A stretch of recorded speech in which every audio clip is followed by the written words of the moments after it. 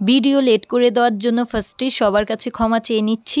আসসালামু আলাইকুম। আশা করি যে যেখান থেকে দেখছেন সবাই ভালো আছেন, আমিও ভালো আছি। মর্নিং ওয়েদার এনজয় করার জন্য আমরা বোনেরা কাজিনরা বের হয়েছি। আমার ছোট খালার বাড়ি থেকে বের হতে না হতেই আমার এক কাজিনের ওপরে কাকনা পাখি যেন হাগু করতে নিছিল। আমার কাজিন তো আমাদের দেখাচ্ছে আর এটা নিয়ে আমরা হাসাহাসি করছিলাম। সকালে নাস্তা খাই আসি না, আমরা তো রাতে আসতে পারি নাই, লেট হয়ে গেছে। ছেলের গায়ে ঢুকতে মা ভরপুর। আম্মা, আমরা মেয়েদের বাসা নাস্তা খেয়ে আসি, রাতের খাবার তো খাইনি, এখন যাব। আমরা মর্নিং ওয়েদারটাকে এনজয় করার জন্য ঘুরতে বের হয়েছি, বাট আমাদের মাথায় একটা দুষ্টু বুদ্ধি আসলো। সেটা হচ্ছে আমরা হাঁটতে হাঁটতে কোনের বাড়ি যাব। যেহেতু আমার ছোট খালার বাড়ি থেকে কোনেদের বাড়ির ডিস্টেন্স তেমন বেশি না, তাই আর কি আমরা চিন্তা করলাম হাঁটতে হাঁটতে কোনের বাড়ি যাই। আর এইদিকে আমরা আমার ছোট খালাকেও বলে গেছি আমরা কোনের বাড়ি গিয়ে নাস্তা খেয়ে আসি। আমার খালার বাড়ি গ্রামে হলেও এখানের কিছু কিছু প্লেস আছে, উঁচু উঁচু ভবনগুলো দেখলে মনে হয় যেন এটা শহর, আবার কিছু কিছু প্লেস আছে যেটা দেখলে মনে হয় এটা একেবারেই গ্রাম। আর এটা দেখে আমার মনে হচ্ছে এটা গাছের গুড়ির কোনো একটা কারখানা হইতে পারে। এখানে অনেক গাছের গুড়ি, আর একটু দূরেই দেখা যাচ্ছে একটি বাঁশের সাঁকো। দেখা যাচ্ছে এইদিকে সাঁকো বেয়ে একজন আসছে। সাঁকোর কাছে গিয়ে দেখি সাঁকোতে উঠতে পারি কিনা। আর একটু দূরে সবকিছু কুয়াশা এমন ভাবে ঢেকে আছে, স্পষ্টভাবে কিছুই বোঝা যাচ্ছে না। আমরা যেই টাইমে মর্নিং ওয়েদার এনজয় করতে বের হইছি তখন রাস্তায় তেমন লোকজন ছিল না। মাঝে মধ্যে 2-4 জন দেখা যাচ্ছিল, তাদের গেট আপ দেখি বোঝা যাচ্ছিল তারা জগিং করতে বের হইছে আর আমাদের দিকে তাকায় তাকায় যাচ্ছে।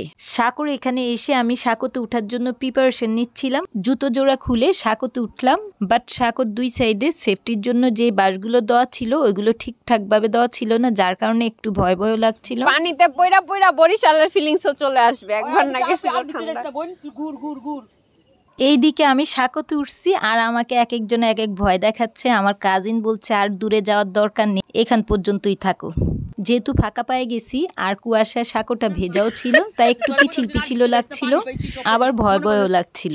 তাই আর বেশি দূর যাইনি, সামনে থেকে ভিডিও করলাম, ফটো তুললাম, দেন চলে আসলাম। আর সাঁকোতে আমার এক্সপ্রেশন দেখে আমার কাজিনরা আমার নিচুরা হাসছিল। আর পথ দিয়ে একজন লোক যাচ্ছিল, উনিও দুষ্টুমি করে হাসতে হাসতে বলল এত কাছে থেকে ভিডিও করলে ফটো তুললে তো হবে না, সাঁকোর আরো মাঝখানে যেতে হবে। যাই হোক, সাঁকোর কাছে থেকে ভিডিও করলাম, ফটো তুললাম। পিচ ডালার এই ফাঁকা রাস্তা দিয়ে হাঁটতে ভালোই লাগছিল। চারপাশের এনভায়রনমেন্ট এত চমৎকার ছিল বলার বাহিরে। মোট কথা ওভারঅল ফ্যান্টাস্টিক ছিল। আর এইদিকে আমার বোনেরা কাজিনরা সবাই তো আমাকে ফেলে অনেক দূর চলে গেছে। যেহেতু আমি ভিডিও করছি, ফটো তুলছি, তাই আমি একটু পেছনেই। সব ঢেকে গেছে। আরেকটা জিনিস অনেকক্ষণ ধরে খেয়াল করছিলাম, বাট বুঝতে পারছিলাম না। মনে হয় এখানে কিছু একটা আছে, বাট কি আছে সেটাই বুঝতে পারছিলাম না। অনেকক্ষণ খেয়াল করার পর দেখলাম যে এটা একটা উঁচু ভবন। কুয়াশার কারণে এটা স্পষ্টভাবে বোঝা যাচ্ছে না। কুয়াশা এত উঁচু একটা ভবনকেও ঢেকে ফেলছে। অথচ আমরা যখন সকালে ঘুরতে বেরোইছি তখন সকাল 8টার কাছাকাছি। এখন আমরা সবাই মিলে একটু গ্রুপ ফটো তুললাম, ভিডিও করলাম। যেহেতু কুয়াশা দিয়ে চারপাশ ঢাকা ছিল, তাই আমার কাজিন বলল এখানে ভিডিও করলে প্লাস ফটো তুললে ভালো লাগবে। যদিও এক একজনের ফেসের 12টা বেজে আছে, যেহেতু সবাই সারা রাত সজাগ ছিল, তাই সবার ফেসের অবস্থা 12টা বেজে আছে। আর এইদিকে একজন লোক খেতে কি যেন করছে, মনে হয় না ফসল তুলছে, কারণ খেতে কোনো ফসলই নেই, তবে উনি কিছু একটা করছে। এই সাইডের প্লেস দেখলে মনে হয় এটা একেবারেই গ্রাম। আমি বললাম না, এখানে কিছু কিছু প্লেস দেখলে মনে হয় শহর, আবার কিছু কিছু প্লেস দেখলে মনে হয় গ্রাম, ঠিক এমনটাই। যাই হোক, আমরা আমার খালার বাসা থেকে হাঁটতে হাঁটতে অনেক দূর চলে আসছি, বাট কোনেদের বাসা খুঁজেই পাচ্ছিলাম না। আর এইদিকে হাঁটতে হাঁটতে আমাদের ক্ষুধাও পেয়ে গেছে। কোনো কিছু যে কিনে খাবো এমন কোনো দোকানও পাচ্ছিলাম না। হঠাৎ করে একটা দোকান পেলাম। আমার বড় বোন আবার আমাদের সবাইকে ওখানে নিয়ে গেছে কিছু খাওয়ানোর জন্য। যার যেটা মন চাইছে সেটাই কিনে খাচ্ছে। এখন আমি কি খাবো সেটাই চিন্তা করছি। আমার কাজিন ওর ওয়াইফ বললো এই বিস্কিটটা নাকি অনেক মজা, এটা খেয়ে দেখতে। ওর কথা শুনে আমি আবার আমার জন্য 2 প্যাকেট বিস্কিট নিলাম। আমার বড় বোন আবার সবাইকে বলছে যেহেতু পুরো রাত সজাগ ছিলাম, তাই 1 কাপ করে সবাই রং চা খাই, তাহলে ভালো লাগবে। আর মাথাটাও যেহেতু ধরে আছে, তাই রং চা খেলে ভালো লাগবে। বাট কেউই চা খেতে রাজি না। তবু আমার বড় বোন অনেক বলার পর আমি খেলাম, আর আমার এক কাজিন খেলো, আর আমার বড় বোন খেলো। আমরা এই 3 জনই চা খাইছি, আর কেউ খায়নি। এইদিকে আমার নিস কি খাবে, ও অনেকক্ষণ চিন্তা ভাবনা করে চুজ করলো।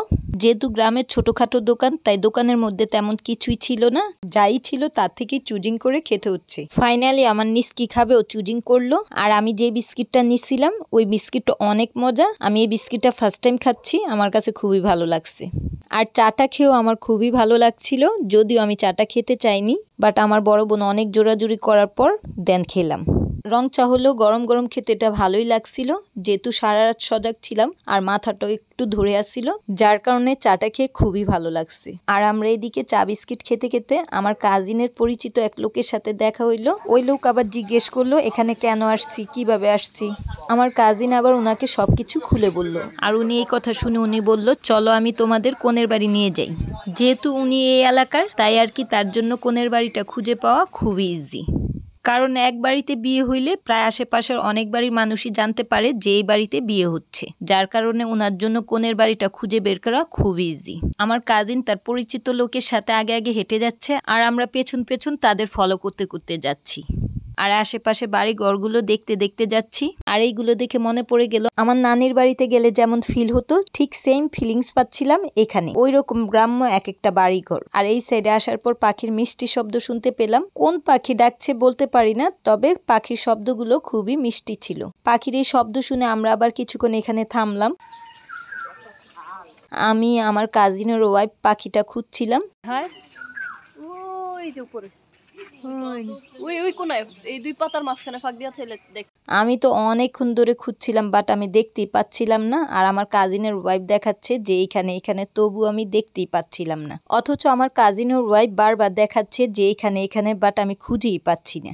আর এইদিকে আমাদের সবাই তো চলে গেছে অনেক আগে, আর আমরা দুইজনই পেছনে পড়ে গেছি। আরেকটা জিনিস দেখাচ্ছি, সেটা হচ্ছে ফার্স্টে যে উঁচু ভবনটা দেখাইছিলাম, যেটা কুয়াশা ঢাকা পড়েছিল, ওই ভবনটা এখন স্পষ্ট বোঝা যাচ্ছে। যেহেতু এখন কুয়াশা কমে গেছে, যার কারণে এটা এখন স্পষ্টভাবে বোঝা যাচ্ছে। আর এখন মনে হচ্ছে এই ভবনের অনেক কাছে আমরা। তখন মনে হয়েছিল অনেক দূরে, বাট এখন অনেক কাছে মনে হচ্ছে। ফাইনালি আমরা কোনেদের বাড়ি এসে পড়ছি। যেহেতু বিয়ের গেট সাজানো আছে, তাই মনে হচ্ছে এটাই কোনেদের বাড়ি। এখন আমরা আমাদের পরিচয় লুকাইয়া কোনেদের বাড়ি যাব, দেখি কোনেকে দেখতে পাই কিনা। সেটা দেখাবো আমার নেক্সট ব্লগে। সে পর্যন্ত সবাই ভালো থাকবেন, সুস্থ থাকবেন এবং আমাকে বেশি বেশি করে সাপোর্ট করবেন। ধন্যবাদ সবাইকে। আল্লাহ হাফিজ।